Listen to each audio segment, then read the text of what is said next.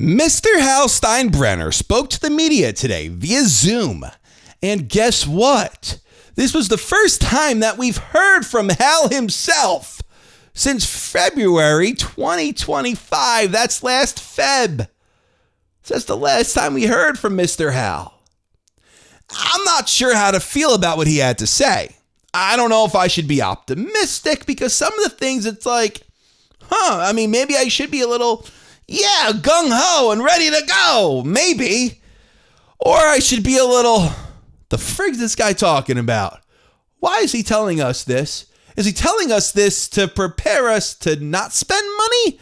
Oh, let's get into it. So here's what Hal had to say about how it's not fair to assume that the Yankees make a profit. This is from Brian Hoke on X. I'm going to use Brian Hoke, Gary Phillips, and Greg Joyce. Those three guys do fabulous work. But this is from Brian Hoke's account. Here's what Hal Steinbrenner said.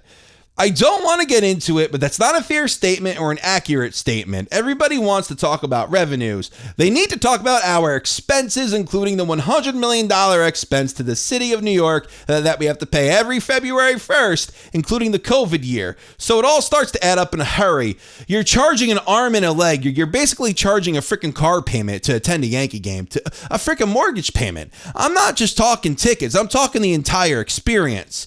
Right? Gas money, that's one thing. It depends where you're coming from.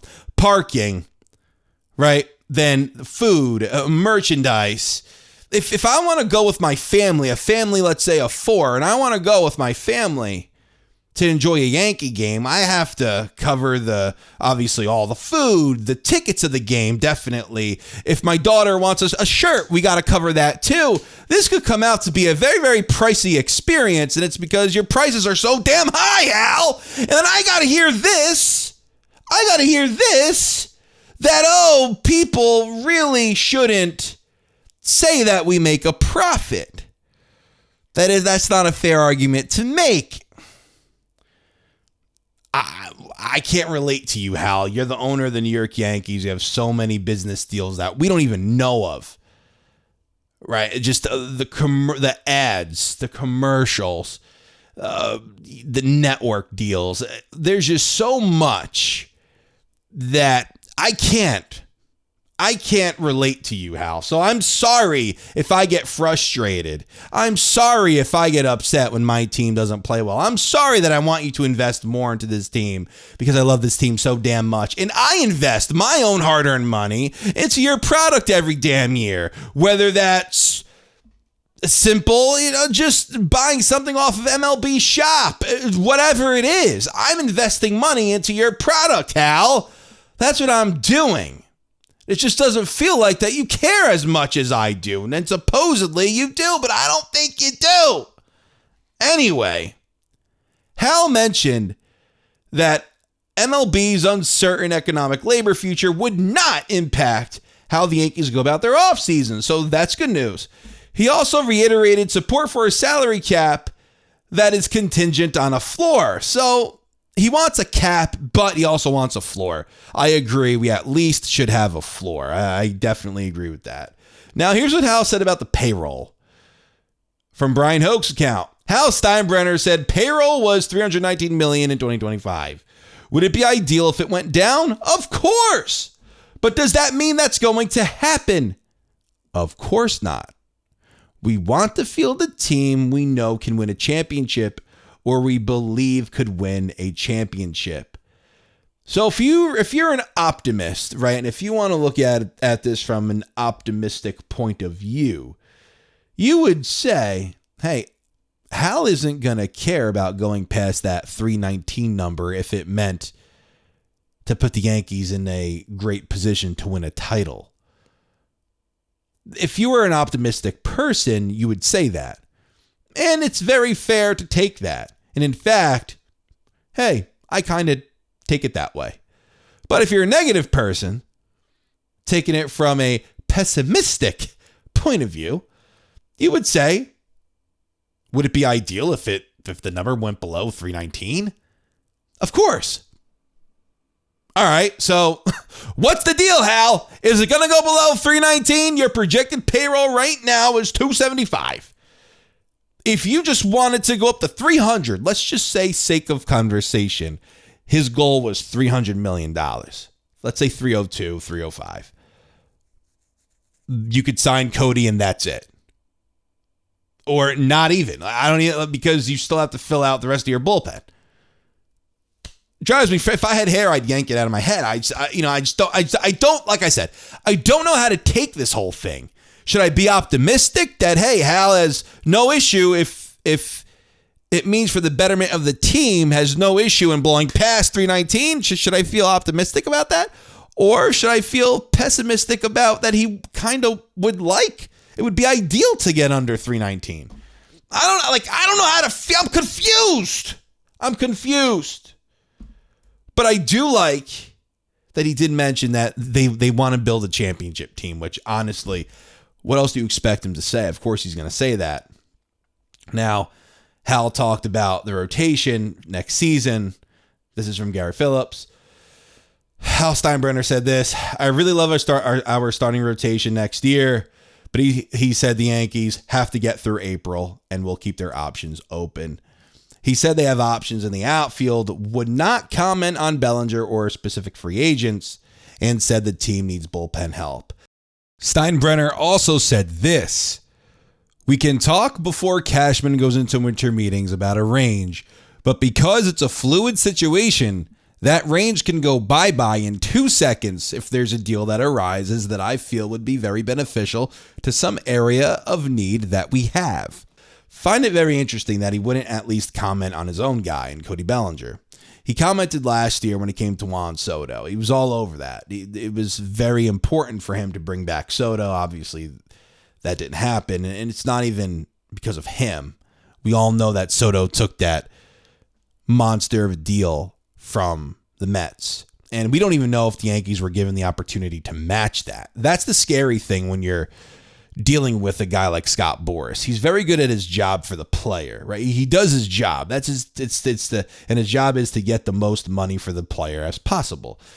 He does that. He seems to do that, and he's great at it. He's one of the best in the business, but that also means to us and to the owners of the game, he's not the best to deal with. It doesn't mean that he's going to serve our purpose, and that's to make the Yankees better. He's not going to do that. He's going to serve the player's purpose, and that's to get the player the most money. So Cody Bellinger being a Scott Boras guy, I could definitely see him not returning. Now, what I could see is this. No one's really talking about it. And judging from what Hal is saying, if it makes sense, this is what Hal said. He mentioned that if it makes sense for the Yankees to blow past, let's say 319, because that was their payroll last year. If it makes sense, that he will sign off on it. Now, he mentioned that he loved the rotation. I don't really necessarily think that Imai is in play. The Yankees are supposedly interested in him, and Imai went out and talked about how he doesn't like, not that he doesn't like the Dodgers, but he wants to beat the Dodgers.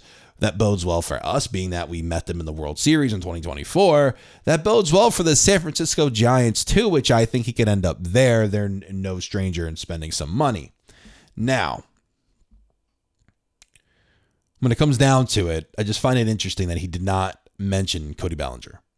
And I could definitely see them, if they feel like, hey, we got to spend a lot of money, why not just spend it on Kyle Tucker instead? And I know Kyle Tucker is not the corner outfielder Cody Bellinger is, but let's not make it like Kyle Tucker's a bad outfielder. Trent Grisham had a terrible season last year in center. Terrible season when you compare it to his usual and typical year in center field. Negative 11 outs above average, defensive runs saved, negative outs above average. He had a bad year defensively. You signed him, you offered him that qualifying offer, he comes back, he's going to be in center field. You need a corner outfielder. So if you're telling me a guy like Kyle Tucker, a former Gold Glove Award winner, by the way, which whatever that means, but a guy like Kyle Tucker, who is not a bad outfielder, and if Trent Grisham, if you're saying, oh, he could turn it around his defensive woes, well, why can't Kyle Tucker improve on the corners? He may not, but why can't he? So why can't we use that same reasoning for Tucker if the Yankees do end up with Tucker? Tucker has an elite bat, better than Bellinger's. Now, I know he had a down year. I say it all the time. He had 268 last year, 22 homers. I memorized the guy's freaking stats already. Over an 840 OPS. I've covered him plenty. A 140 something OPS plus. He outperformed Cody last year, and that was a down year for Tucker. It was.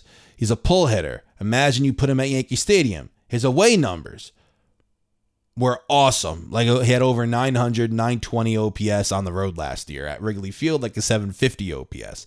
He didn't perform to an all-star level at Wrigley Field, but he performed to an all-star level on the road. I think there's something to play with there. My point is this. I think Kyle Tucker is worth the money. And I think a lot of I thinks and a lot of assumptions, and you can't assume, but how it's working, I could see them going after Tucker instead of Bellinger. Just saying. I'm just my opinion. I could be totally wrong. I would love to have Cody back, by the way. Loved having him here. I think the world of him. But I'm also seeing some people say, oh, with a potential Corey Seager trade, which I don't see happening anymore. We all know about that Mets deal with Simeon to the Mets for Nimmo. I don't really see the Seager trade happening, but people were using the argument of saying, hey, he's on the wrong side of 30. That's his declining years.